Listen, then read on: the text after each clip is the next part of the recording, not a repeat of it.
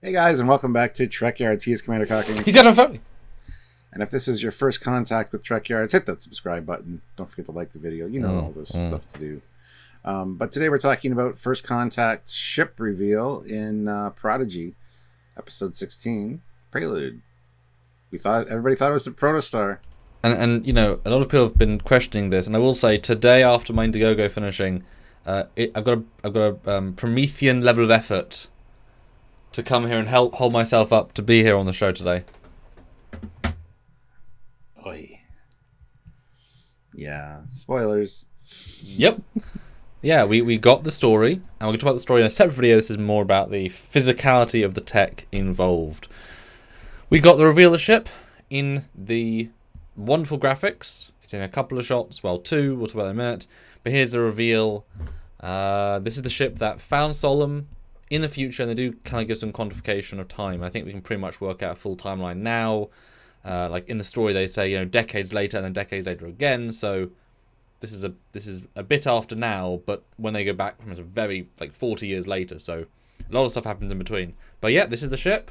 What do you think when you first saw it? I'm like, that's a Prometheus. Samuel's going to be so happy because you love the Prometheus design. So yeah, and we've kind of speculated that it was perhaps not the Protostar that made First Contact.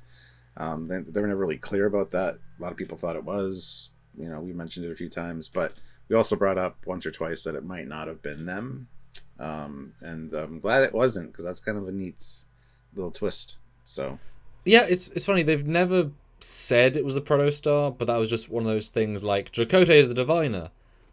A big just fan idea that came about. So I never quite bought that because there's no evidence, there's a reason to. But I a real First Contact is more interesting. A lack of a Cerrito Second Contact is sad because, you know, chaos of war and dramatic. And Prometheus. Now, there's one slight issue with Prometheus, Stuart. Well, besides the obvious, being it was a test ship in Voyager, what is the problem? Well, let's see if the audience can work it out. So the next shot is the second shot that we see. Now this is an interesting one because this is a production blunder. Because this is a screen cap that is after they explicitly talk about the destruction of Solum, and the Diviner says, "And then the Protostar appeared." And they show this, and it's the Prometheus again. So that's actually a production blunder. They just got the wrong ship model. Oops. And the funny thing is, a lot of people aren't going to know the Protostar and the Prometheus are close enough in shape, and there's a lack of detail here that a lot of people might be confused. This, however, is a weird shot because this is the underside of the Prometheus, not the top. But the underside of the Prometheus from this angle looks like the Protostar because they got the deflector, which is actually looks like the bridge module. So I don't know what they were doing. So the ship's upside down as it's like looking at them on the planet. I mean, it's like I'm confused. You have a Protostar model. Use the Protostar for the shot about the Protostar when it appears. So my only cause is the production blunder, but actually this is just a shot from earlier in the sequence when I guess the Federation upside down almost land on the Solum. And it's actually like miles up because the ship's much bigger. So if we go then to the next picture, this is the Prometheus, right? Designed by Rick Sternbach for Voyager in the episode Message in a Bottle. It's the latest canon starship designed in original Trek. We had the Rhode Island, but that was an alternate universe ship. So that is a pinch of salt ship.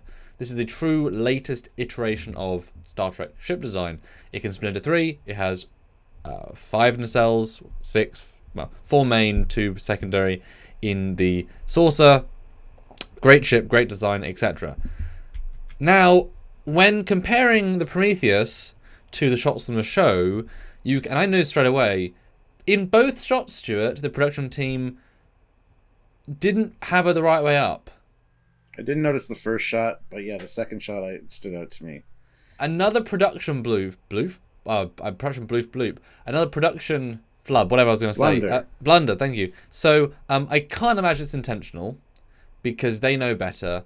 but we know obviously they animate with teams across the world. So, I mean, there's a 50% chance they got the ship up the right way around, but you can see all the details clear as day. I mean, there's actually quite a detailed, when you look at it, it's quite a detailed model actually. In the grey scale, you can see a lot of the physical stuff.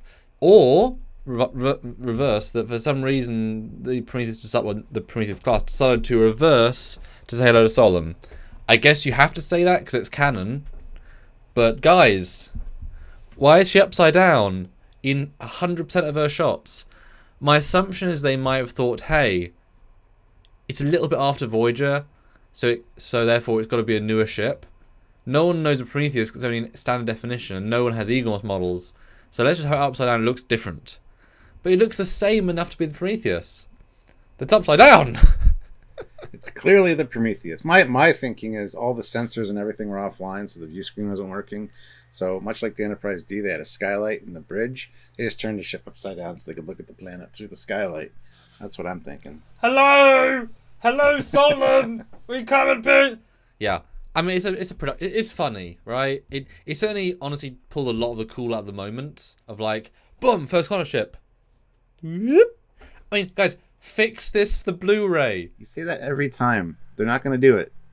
You're so hopeful. Fix this for the Blu-ray. They're not going to do that shit. They're just not. I mean, they must have just not noticed. It's just hilarious. Like, this got through all the stages of production. They must have been rushed. They made a goof. Whoever rendered it is not a Star Trek fan. They put it the wrong way around. And they got the wrong ship in the second part as well. So, great to see it. And it's funny because if they had made it like pure black without the details, then you could have said it's a new ship.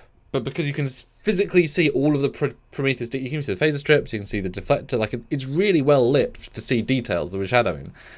They don't get away with it at all. Funny!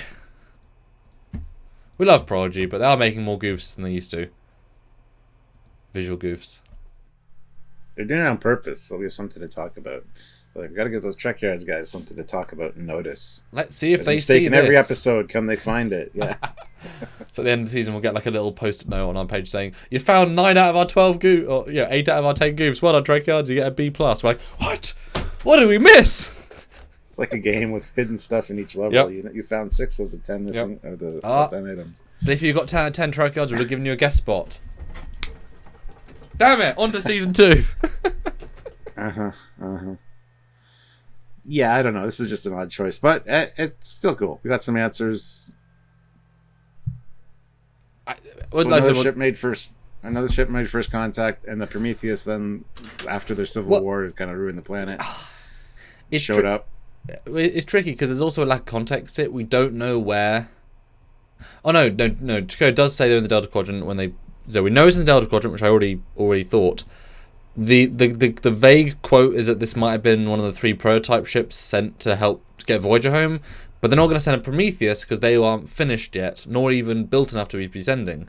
I mean, you can maybe argue they haven't got the multi-vector assault mode, but the ship is so built around that concept that you can't really detach it from the ability to do that. So this would have to be because the USS Prometheus is the first of the Prometheus class.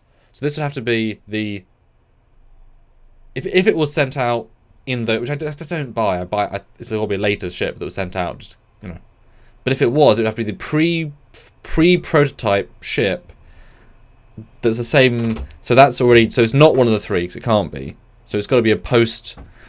Our brain hurts. We need help. But in a fun way. Out.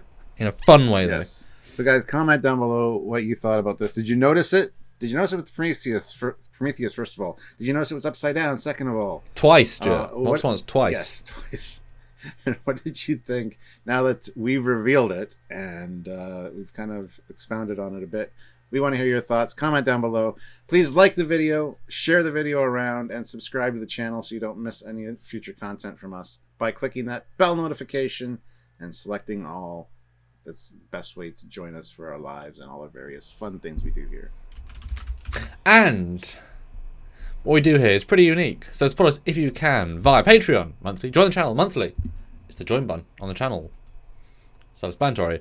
Support us super chatting on any live, on any topic, and any day, any week, on any month, on any year, or on any of those videos. Super thanks. $5 here, $5 there makes a difference. And we thank you in advance. That's right. So until next time. and Second Contact. I am Captain Foley. I'm Connor Connors. Bye, guys. Bye, guys.